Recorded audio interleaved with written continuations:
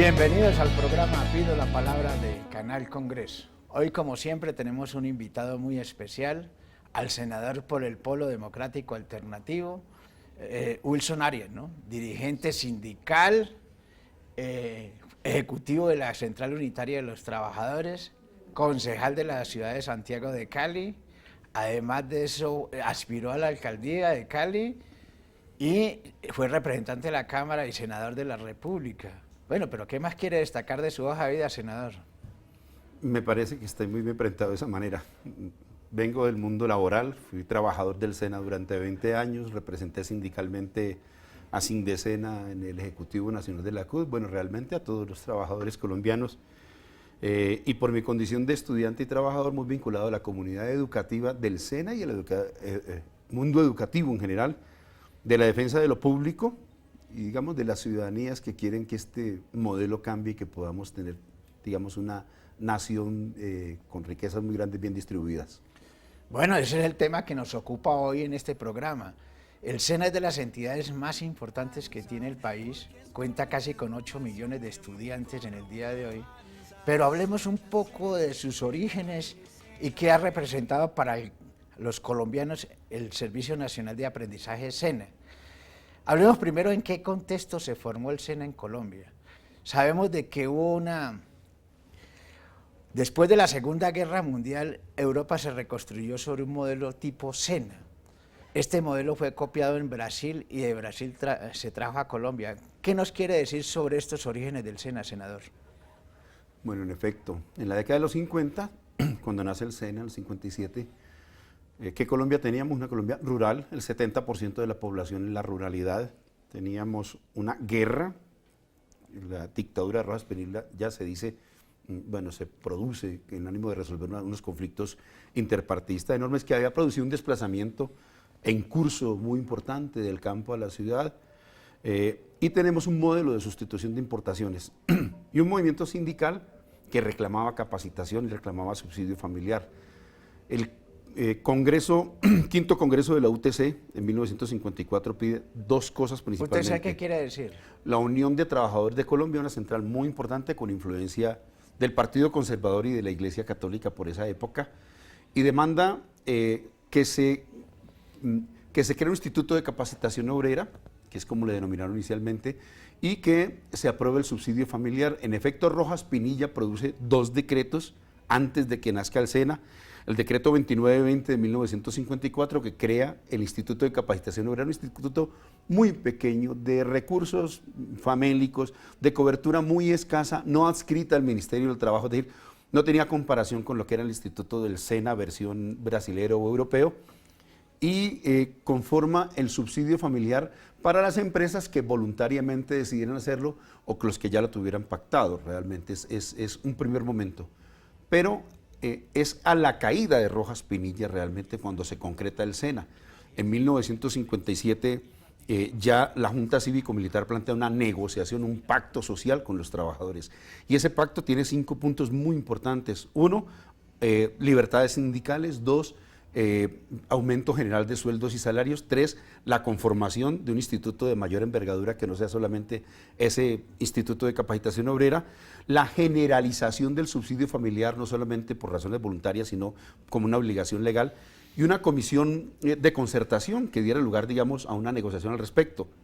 En esa comisión de concertación, los trabajadores postulan la creación del SENA. Los empleadores no están de acuerdo, dicen... Pero no, hay un cartagenero, Rodolfo Martínez Tono, que es el que más le da impulso al tema de la constitución del SENA en Colombia en el 57. Yo creo que hay dos hombres, uno más cercano al establecimiento y otro más cercano a la clase obrera. Don Rodolfo Martínez Tono jugó un papel muy importante, era cercano a las élites, un hombre que además fue el primer director del SENA y un formidable director para la época. Y un hombre que no se menciona tanto, don Antonio Díaz, del mundo obrero, dirigente sindical, quien es que se da la pela. Y es el hombre que precisamente cuando los patrones dicen no tenemos recursos para crear el SENA, don Antonio y la delegación sindical proponen una herejía, dice vamos a quitarle al subsidio familiar que hoy estamos ganando en esa mesa con el 5%, vamos a quitarle el 1% para que nazca el SENA. Nosotros aceptamos bajar el subsidio familiar, que era del 5%, y se baja al 4%, que es lo que explica que hoy es el 4% todavía. Y ese 1% ¿Aún existe el 4%? El 4%. Era el 5%, se disminuye al 4%, y con ese punto adicional lo entregan los trabajadores al SENA. Al SENA lo que eran los trabajadores con un compromiso, con varios compromisos. Uno, que los empleadores después darán otro 1%, porque el SENA forma a los trabajadores para el mundo laboral. Dos, que tenga destino exclusivo el SENA, la formación de trabajadores, ¿no? Y tres, que sea gratuito. Pero esa formación del trabajo es la ruralidad o en lo urbano también. No, en todo el espectro. Es decir, precisamente el cambio del SENA es que va a ser una entidad que va a tener un presupuesto relativamente importante, que va a crecer mucho y que va a atender a los trabajadores de todas las ramas industriales, de todos los sectores y de la ciudad y del campo. Digamos que el rasgo nuevo que le da la negociación es una entidad, una institucionalidad importantísima, que dicho sea de paso, pues ya se viene a crear, permíteme tú, te doy el número exacto, el decreto 118 del 21 de julio del 57, que crea el Servicio Nacional de Aprendizaje con ese 2%, con una entidad nacional y algo así como con rentas de destinación específicas. Por eso que nace el SENA en esas circunstancias. Bueno, pero el SENA ha venido trayendo muchos cambios. Antes de la Constitución de 1991 no existían los parafiscales. Con la Constitución de 1991 se formalizó los parafiscales. Eso significa que, ¿qué son los parafiscales? Que gran parte de los empresarios tienen que dar un porcentaje para el Servicio Nacional de Aprendizaje SENA. ¿Cómo funcionaba antes de la Constitución de 1991? Porque esto tuvo unos desarrollos. Antes del 51 era del 91. Antes del 91 era renta de destinación específica. La figura anterior a la parafiscalidad, que se conserva aún después del 91, que existiera la renta de destinación específica, que es lo que su nombre indica. Unos recursos creados por decreto o por ley, a veces por decreto ley, que era una figura también del régimen presidencialista, y que solamente podía ser invertida en lo que la ley ordenara. Y dentro de ese grupo aparecía el SENA, pero no solo el SENA, lo que llamaban situado fiscal también, las otras versiones de destinos de inversión social. Y es la Constitución del 91 que bebe del tributarismo francés y aparece la noción de la parafiscalidad como una forma más elaborada y más específica de esas rentas de destinación, que además dicen, una parafiscal es algo así como una contribución, que en un impuesto que se le impone a un sector económico con la condición de que regrese a ese mismo sector económico. Y aparece una cantidad de parafiscales, o mejor se reconvierten en su concepción unas que hoy son denominadas parafiscales, la del café, la del cacao, la de las cajas de compensación familiar, una parte de la seguridad social, y la del SENA entra a aparecer de esa manera. ¿Cómo usted, que ha sido dirigente sindical y se ha formado en el SENA, cómo ve usted la reacción o la voluntad política del sector privado frente a este tema del SENA? Y porque el SENA en última es crear una fuerza laboral capacitada para llevar al sector productivo. Eso es lo que consiste el SENA. El SENA siempre ha sido bien calificado en general. Inclusive, tú recuerdas que decía, los clasificados de hace años decía, quiero, yo no sé, operador de maquinaria agrícola, preferiblemente con certificado de aptitud profesional del SENA. De modo que el SENA ha sido bien calificado, es mejor calificado que el conjunto de su competencia, aunque tiene graves problemas que nosotros mismos hemos criticado. Pero últimamente el problema, digamos, del empresariado con el SENA tiene que ver más con un asunto más estructural, y es que hay un proceso de desindustrialización, de desagrarización. El modelo económico expliquémosle bien a los colombianos en qué consiste la desindustrialización. Bueno, es decir, hay un modelo económico que realmente ha venido castigando a la industria nacional y ante la crisis intenta descargar el peso de la crisis sobre los hombros de los trabajadores. Una de las formas es diciendo, no paguemos más la capacitación de los trabajadores, que sean los propios trabajadores los que la paguen. Es decir, hay desindustrialización, hay pérdida de capacidad económica del aparato productivo y una forma de transferir la crisis, es decir, bájense los salarios, bájense las pensiones y no haya SENA o no haya formas de lo que llaman salario social. Por esa razón, con frecuencia los empresarios están diciendo, preferiríamos aplazar los asuntos del SENA, pero más creo yo corresponde a un criterio economicista, porque la comprobación, además de las propias cifras oficiales, es que el SENA, en su dominio, tiene inclusive mejor calidad que la competencia aún privada. Vamos a unos mensajes institucionales, ya regresamos aquí en el programa Pido la Palabra del Canal Congreso.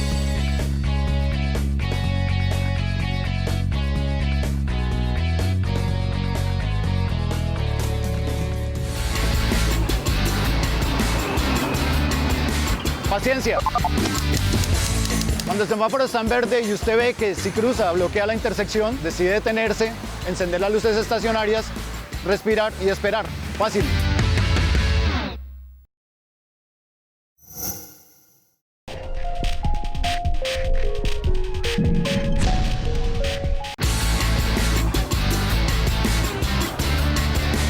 Prudencia. Cuando usted va en su bici y conduce con cuidado, y aunque le guste la adrenalina, no debe pasarse los semáforos en rojo, porque usted piensa en su vida y en la de los demás. Simple.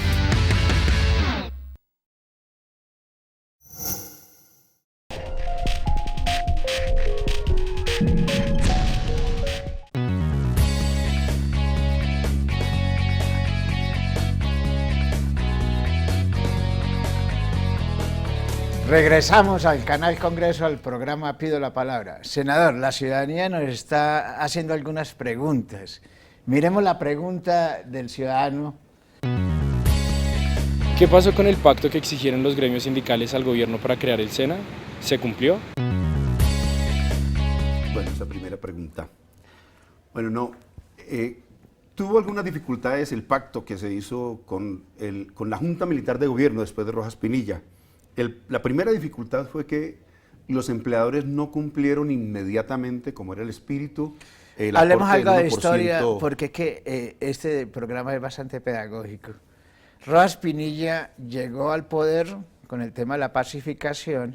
Luego de Rojas Pinilla vino una junta militar de 5 militares, 5 generales, y luego vino el acuerdo del Frente Nacional. Para que los colombianos nos entiendan, que el acuerdo del Frente Nacional fueron 4 años liberales, 4 años conservadores por 16 años. Entonces, de acuerdo a eso, continuemos con lo del SENA, lo que pregunta el ciudadano.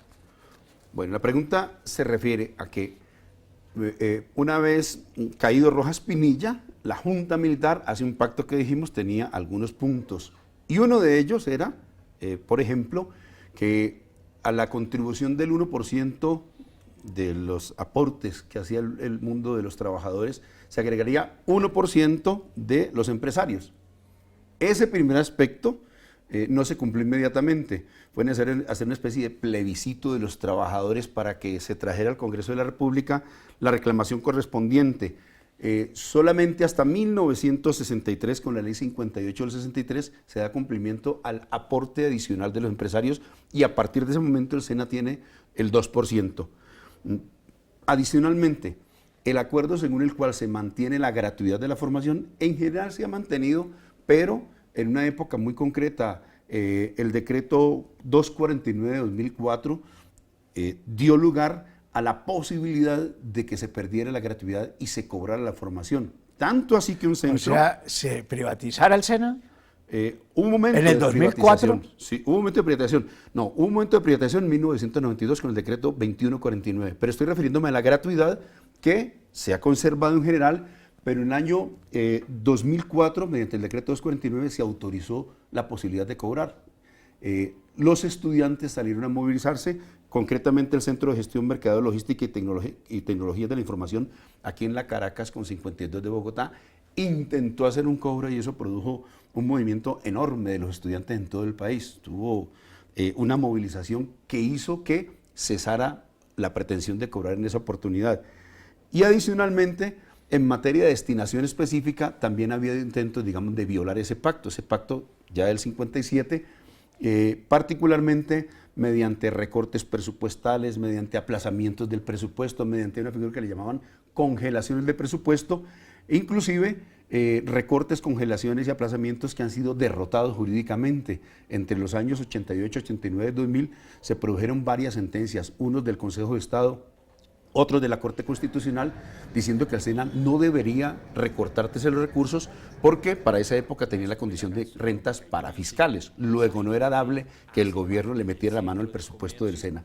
Y en el último periodo, Entre el año 2013 al 2019 hemos constatado que más o menos unos 3.3 billones de pesos le han sido negados al SENA, bien sea porque no aprueban el presupuesto que está claro va a recaudar el SENA, ¿sí?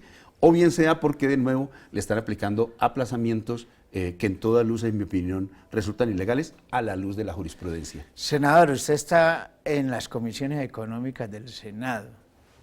Resulta que realmente todos los mandatarios y todos los candidatos, todos los que hacen política, siempre colocan la educación en primer nivel. Y además colocan la educación de calidad y gratuita.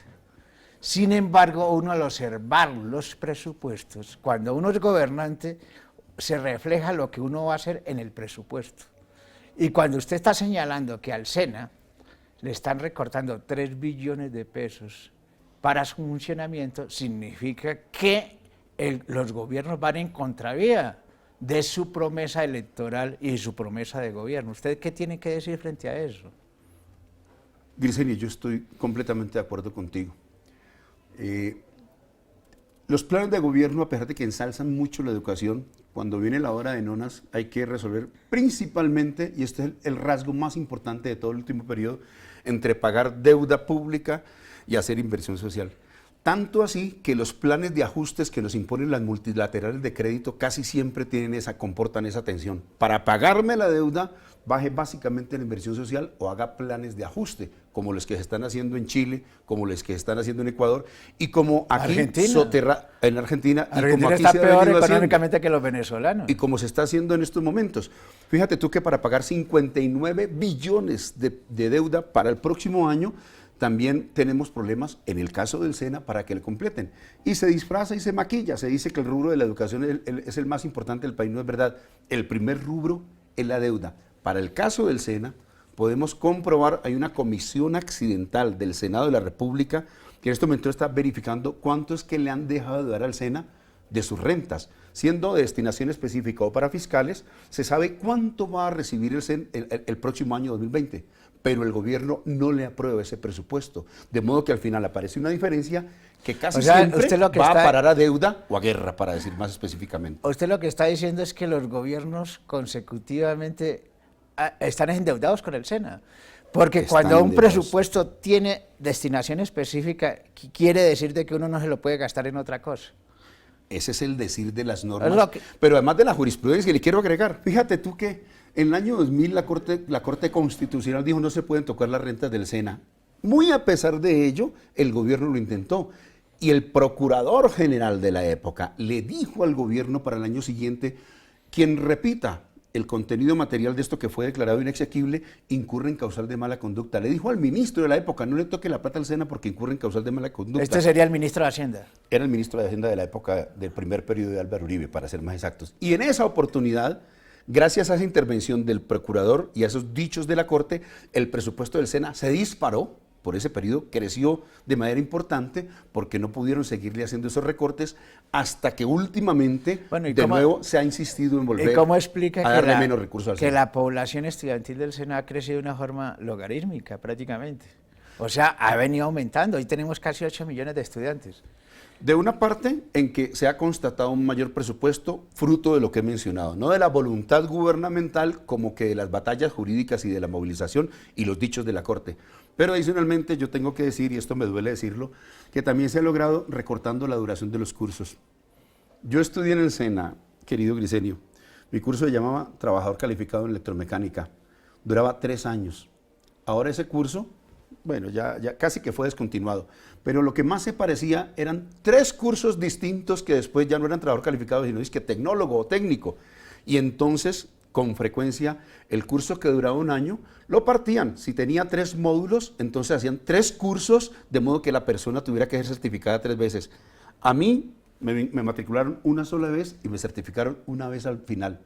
Después a los estudiantes los matriculaban una vez y los certificaban 4, 5, 7 veces dependiendo del número de módulos que tuviera. De modo que yo debo reconocer que ha aumentado, y fíjate que estoy defendiendo al SENA, pero no puedo dejar de reconocer, ha aumentado la cobertura, fruto de mayores recursos, pero principalmente fruto de una especie de maquillaje estadístico que yo creo no le sirve ni al país ni a la calidad de la formación. Bueno, vamos a unos mensajes institucionales. Ya regresamos aquí en el programa Pido la Palabra del Canal Congreso.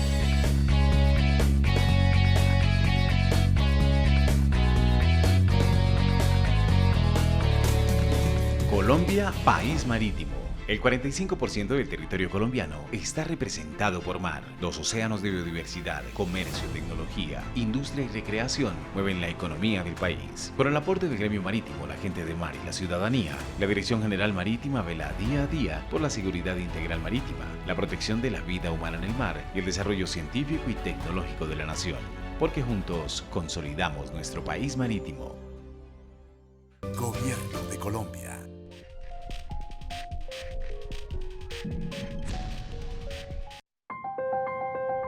¿Y qué tal si aprendemos a decir la verdad? ¿Y qué tal si escuchamos al otro y comenzamos a reconciliarnos? ¿Y qué tal si entendemos que todos tenemos derechos a pesar de haber cometido crímenes en el pasado? ¿Y qué tal si aprendemos a reparar los corazones y permitimos que las heridas sanen?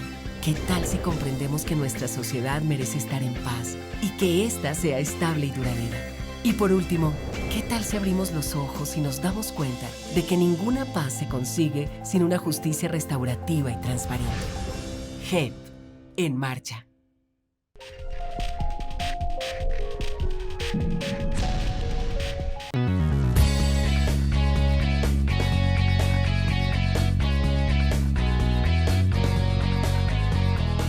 Regresamos al programa Pido la Palabra del Canal Congreso.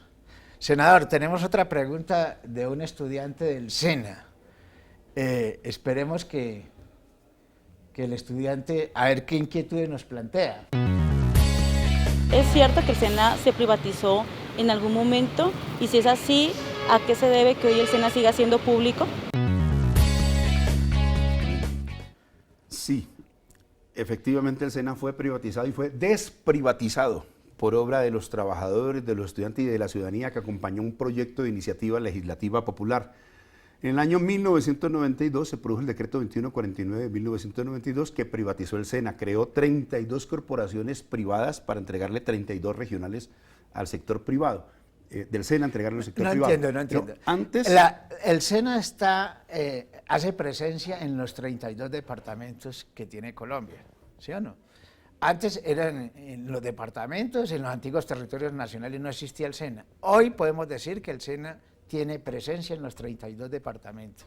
Usted lo que nos está diciendo es que esas 32 seccionales del SENA iban a ser privatizadas. Sí, todos los centros del SENA de la época iban a ser privatizados. Se convertían en corporaciones de derecho privado y se entregaban a una administración privada. Eso ocurrió en el año 1992 mediante el decreto 2149. Y me interesa dar la precisión histórica. Porque antes se habían reunido, estas instituciones se habían reunido en Ginebra, Suiza, con el Banco Mundial, y el Banco Mundial había dado algo así como la orden de que estos SENAs dejaran de ejecutar y se convirtieran en lo que llamaron ente rector. Una bolsa que tenía los recursos, entregaba la infraestructura al sector privado y esos recursos se los daba al sector privado para que operara. Eso fue aprobado por el gobierno. Es una época de bienvenidos al futuro. Bienvenidos al futuro. De César Gaviria. César Gaviria fue desprivatizado, fue... Querido Grisenio, la única institución que hizo una ley de iniciativa auténticamente popular, reunió 1.090.000 firmas, vino al Congreso de la República, yo era dirigente sindical de la época, y logramos echar atrás esa privatización y volvimos a rescatar, vía ley 119 del 94, vía ley de iniciativa legislativa popular. El pueblo ordenó legislar y se produjo estrenando la Constitución del 91. Estrenamos la Constitución del 91. Los estudiantes y trabajadores del SENA produjimos la única legislación popular que ha habido en Colombia, de modo que el SENA tiene el mérito no solamente de ser la más querida, sino de ser la única que fue privatizada y salvada por obra de los trabajadores. Hubo otra que se salvó, recuerdo, se llama Residencias Femeninas, pero no fue por obra de las ciudadanías, sino por obra de una alianza partidista del Congreso que dijo, pues si el SENA no se va a privatizar, que tampoco nos privaticen las residencias femeninas. Creo estudiantiles femeninas, pero el mérito del SENA fue impresionante en esa época. Bueno, pero ¿cómo ha jugado realmente el papel del SENA, según como la visión inicial era cómo reducir la desigualdad social y cómo lograr que exista una mano de obra que entre calificada al sector privado. Eso sí ha servido a los colombianos para mejorar la desigualdad económica y lograr la empleabilidad de los colombianos, sabiendo que el SENA hoy tiene un fondo que se llama Fondo Emprender, tiene otra otro laboral, tiene infinidad etcétera, miles de mecanismos para ayudar a los colombianos a conseguir empleo. ¿Usted qué opina sobre eso? Creo que el SENA juega un papel fundamental. Al SENA nunca lo hemos administrado los trabajadores, de modo que voy a hacer reconocimiento a los trabajadores, pero también a las administraciones sucesivas que han logrado prestar un servicio muy importante al país. Y el SENA juega un papel de redistribución del ingreso y de inversión social principal. Uno, cuando destina, digamos, a la formación de los jóvenes trabajadores que no tendrían cómo pagar formación. Esto está estudiado, diagnosticado, descubierto. De modo que cuando se hace inversión en el joven trabajador o campesino, porque son de esa doble simultaneidad, son de ambas procedencias, se hace una forma de redistribución. Pero hay una segunda forma de redistribución, que ya no es a los trabajadores, es a los sectores económicos más atrasados. Los sectores más poderosos del país tienen unos aportes que son redistribuidos a los más débiles y a la informalidad. Hacemos cursos, el SENA hace cursos a los trabajadores de la informalidad que no aportan, la informalidad no aporta al SENA, pero recibe grandes inversiones porque el sector financiero contribuye, otros sectores contribuyen y se hace esa forma de redistribución. Una tercera forma de redistribución muy importante del SENA es la territorial. Las regionales más poderosas del SENA aportan de todo el conjunto un 20% que tiene como destino las regionales más atrasadas donde casi no hay desarrollo económico. Entonces el SENA puede tener presencia en La Guajira, en el Putumayo, en territorios nacionales, porque Bogotá, principalmente Bogotá, Medellín, Barranquilla, Cali, Bucaramanga, aportan el 20% adicional. Y aparte de esto que he mencionado, pues lo que tú has dicho, a través de formación, pero también a través de asistencia técnica, pero también a través de creación de empresas, inclusive de organizaciones comunitarias, pero también de desarrollo empresarial, a través de programas de construcción de vivienda que hacía antes por vía de autoconstrucción. Daba formación a la comunidad para que hiciera su propia vivienda y el SENA de esa manera, entre otras, ha tenido, digamos, una forma que impacta enormemente a la ciudadanía y al país. Usted me recuerda una cosa que es básica, senador. El SENA todavía existe en los países europeos y ¿sabe para qué fueron útiles al comienzo?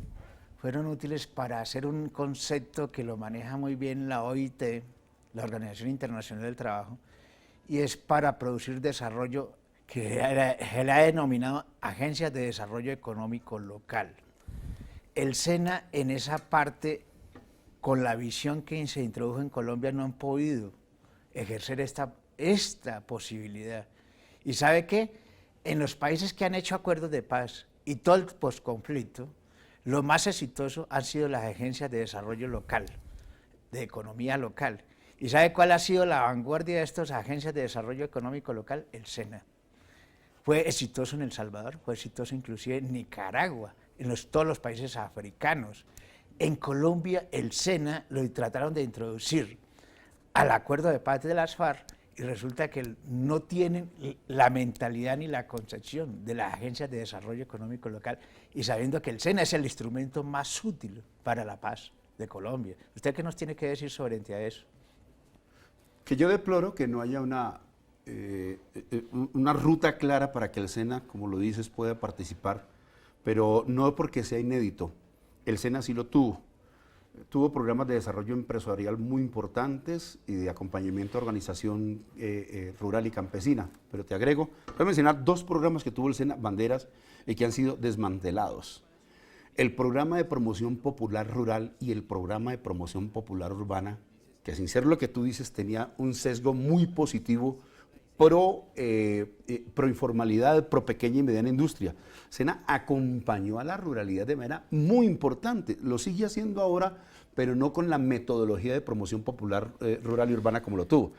Yo reivindico grandemente no solamente esa época del SENA, sino ese instrumental, porque creo que es perfectamente rescatable hoy. De hecho, se lo dijimos al director y al gobierno nacional. En las negociaciones de La Habana le dijimos, el instrumento por excelencia, y estoy de acuerdo contigo, para darle no solamente formación, sino asistencia, capacitación, inclusive acompañamiento empresarial a esos sectores, creo que el SENA tiene un papel muy importante por jugar. Ojalá y se valore esa experiencia del SENA. Senador, se nos acabó el tiempo. Yo sé que usted se siente muy orgulloso del SENA, del Servicio Nacional de Aprendizaje, y es uno de los orgullos nacionales. Pero ¿qué tiene que decirle a la sociedad colombiana?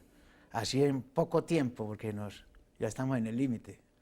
No, que el SENA merece ser rescatado, que el SENA tiene, en este momento le tengo grandes críticas al SENA también, pero que estoy absolutamente persuadido que son susceptibles de corregir para que el SENA siga con un papel tan importante como el que ha jugado en estas largas décadas. Bueno, mil gracias por estar aquí en el programa. Pido la palabra del Canal Congreso. Briceño, a ti, a toda la audiencia, le pido la palabra. Muy contento de poder acompañarte a este tan importante programa. Mil gracias a todos ustedes por acompañarnos aquí en el programa. Pido la palabra del Canal Congreso.